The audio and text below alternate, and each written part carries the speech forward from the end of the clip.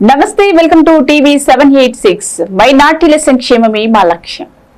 ఇక వివరాల్లోకి వెళ్తే, మొన్న జరిగిన ఫుట్బాల్ మ్యాచ్లో బెస్ట్ ప్లేయర్ ఆఫ్ ది మ్యాచ్గా రేవంత్ రెడ్డికి ట్రోఫీ అందజేసిన శాసనమండలి chairman Gutta Sukhender Reddy.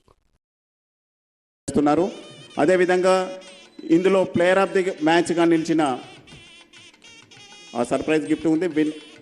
Best player గౌరవ ముఖ్యమంత్రి రేవంత్ రెడ్డి గారికి చైర్మన్ గారి చేతుల మీదుగా 4 గోల్స్ సాధించి గౌరవ మంత్రులు ఉప ముఖ్యమంత్రి గారు బట్టి విక్రమార్క గారు ఈ విన్నింగ్ టీమ్ కెప్టెన్ గానే కాదు ప్లేయర్ ఆఫ్ ద మ్యాచ్ గా కూడా ఉన్నారు.